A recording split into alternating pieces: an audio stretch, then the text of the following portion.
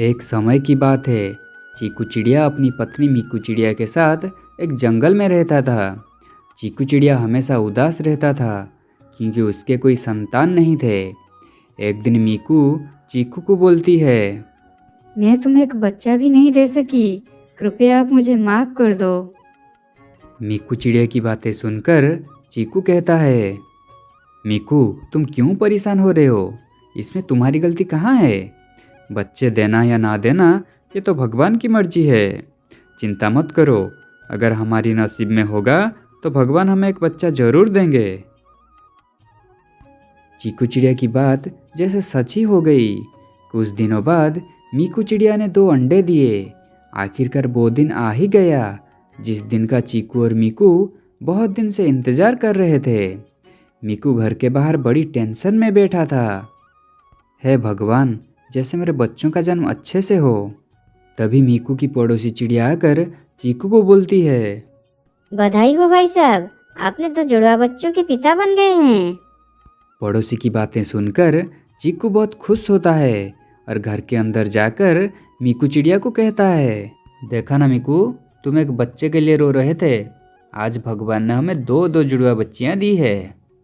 चीकू अपनी जुड़वा बेटियों को देखकर बहुत खुश होता है और उसकी आंखों में आंसू आ जाते हैं। चीकू अपनी 2 बेटियों का नाम पूजा और पिंकी रखता है। पूजा और पिंकी बेहद खूबसूरत थे। धीरे धीरे वो बड़े होने लगते हैं। एक दिन चीकू काम के लिए निकलता है। तभी पूजा और पिंकी उसके पास आते हैं। बाबा बाबा, आज से हम आपके लिए खेत में खाना लेके जाएंगे। हाँ हाँ पूजा पिंकी, क्यों नहीं। अगर तुम मेरे लिए खेत में खाना लेके जाओगे तो मुझे बहुत अच्छा लगेगा।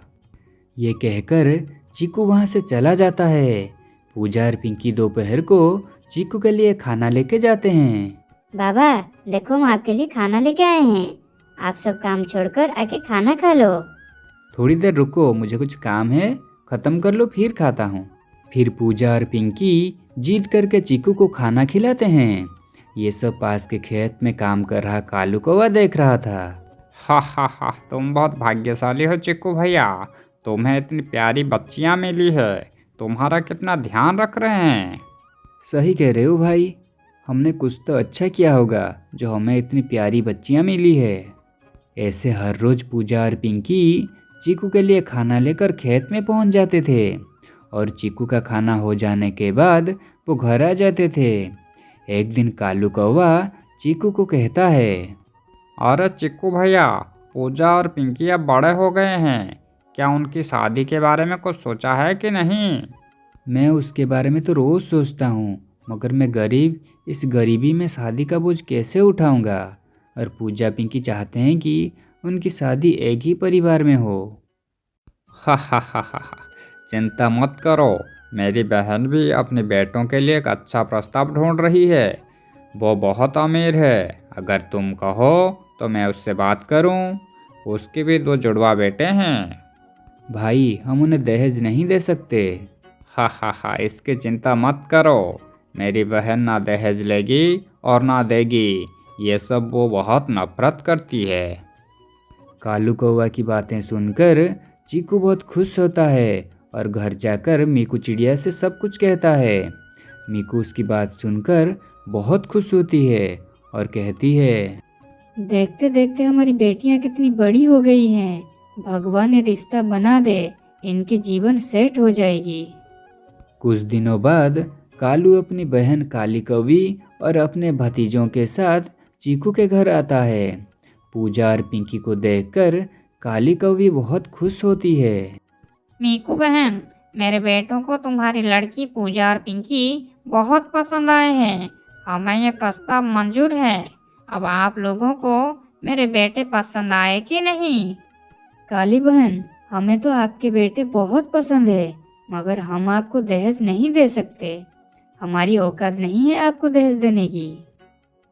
हा हा हा, आप चिंता ना करो, हमें दहेज में सिर्फ आपकी लड़कियां चाहिए और कुछ नहीं। भगवान की दया से हमारे पास सब कुछ है। इस प्रस्ताव से पूजा और पिंकी बहुत खुश थे। एक दिन पूजा की तबीयत खराब थी। पिंकी अकेली चीकू के लिए खाना लेकर खेत में जाती है। ज़्यादा धूप होने के कारण पिंकी एक पेड़ के शाखा पर थोड़ा आराम कर रही होती है। तभी एक सांप आकर उसे काट लेता है। पिंकी दर्द से तड़पने लगती है। आह, मुझे सांप ने काट लिया है। आह, कितना दर्द हो रहा है। मुझे जल्दी घर जाकर बताना पड़ेगा। पिंकी घर आकर सबको बुलाने लगती है। आह, माँ, पूजा, कहाँ हो सब? बाहर आओ, मुझे सांप ने काट लिया है। आह, जल्दी आओ, मुझे बहुत दर्द हो रहा है। पिंकी की शोर सुनकर पूजा और उसकी माँ बाहर आ जाते हैं। पिंकी की हालत धीरे धीरे बिगड़ती जा रही थी। पिंकी, तू चिंता मत कर, मैं तुझे अभी डॉक्टर के पास ले जाती हूँ। मैं तुझे कुछ नहीं होने दूंगी। पूजा पिंकी को लेकर डॉक्टर के पास जाती है। डॉक्टर पिंकी को देखकर कहता है, अरे इसकी हालत तो बहुत खराब है, क्या हुआ है इसे? सर, इसे सांप ने काट लिया है, कृपया इसे बचा लीजिए। देखो, चिंता मत करो, हम पूरी कोशिश कर रहे हैं, तुम रो मत। दूसरी तरफ चीकू शाम को घर आता है और पिंकी के बारे में पूछता है। मीकू उसे सारी बात कहती है। इधर मेरी बेटी के साथ इतना कुछ हो गया और मैं उसकी शादी की डेट फिक्स करके आ रहा हूँ। शादी की डेट फिक्स करके आ रहे हो? लेकिन आप तो खेत में गए थे ना? हाँ, मैं खेत में गया था। फिर कालू भैया ने मुझे अपनी बहन के घर ले गए, जहाँ काली बहन ने शादी की तारीख बता दी। हे भगवान, ऐसी हालत में शादी कैसे होगी? हमें काली बहन को मना करना होगा। इधर पिंकी की हालत दिन ब दिन खराब होता जा रहा था। उधर चीकू और मीकू शादी को मना करने के लिए काली कौवे के पास जाते हैं। तब काली उन्हें कहती है, मीकू बहन, शादी तो बंद नहीं कर सकते, नहीं तो आपकी एक बेटी की शादी तो करना ही पड़ेगा, क्योंकि शादी के कार्ड बन चुके हैं। अगर हम अभी शादी नहीं करेंगे तो हमारी बहुत बदनामी होगी। लेकिन बहन, कैसे होगी शादी? एक बेटी मौत से लड़ रही है, ऐसे में दूसरी बेटी की शादी कैसे करूं? मुझे तो कुछ समझ में नहीं आ रहा। इसके बाद काली कौवी चीकू और मीकू को शादी के लिए राजी करवा लेती है। इसके बाद चीकू और मीकू घर आकर पूजा को शादी के बारे में बताते हैं। पूजा उनकी बातें सुनकर रो पड़ती है। बाबा, जिसके बिना मैं एक पल भी अकेली नहीं रही, अकेली कहीं पर नहीं गई, हमने सब कुछ साथ में किया। आज वो मौत के इतने करीब है और मैं उसके बिना शादी कैसे कर सकती हूँ? नहीं, मैं ये शादी नहीं कर सकती। आप ये शादी तोड़ दो बाबा। पूजा की बातें सुनकर चीकू और मीकू डर जाते हैं और पूजा को कहते हैं, पूजा, ऐसी बात मत कर बेटी। अगर ये शादी नहीं हुई तो हमारी और काली बहन की बहुत बदनामी होगी। लोग कैसे कैसे बातें करेंगे। तू शादी के लिए राजी हो जा बेटी। पूजा उनकी बातें नहीं सुनती और वहाँ से चली जाती है। शाम को पूजा पिंकी के पास जाती है और उसे सब कुछ बताती है। पिंकी, माँ और पिताजी मेरी शादी करना चाहते थे, लेकिन मैंने उन्हें मना कर दी। जब तक तू ठीक नहीं होगी, मैं शादी नहीं करूँगी। हमारी शादी एक साथ होगी। पूजा, तूने ये ठीक नहीं की। माँ और पिताजी हमें कितना प्यार करते हैं और तू उनकी बात नहीं मान रही। तुझे मेरी कसम, तुझे शादी करनी होगी। पिंकी की कसम देने के बाद पूजा शादी के लिए राजी हो जाती है।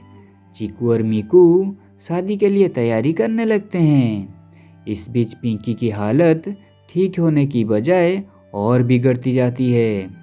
समय बीतता है और शादी के दिन आ जाता है। जिस दिन पूजा की शादी होनी थी, उसी दिन पिंकी की मौत हो जाती है। जिस घर से 2 डोलियां जाने वाली थी, उसी घर से एक डोली और एक अर्थी निकलती है। माँ, मैं समझ नहीं पा रही, मैं अपनी शादी के लिए खुश हूँ या अपनी बहन की मौत में आंसू बहाऊं।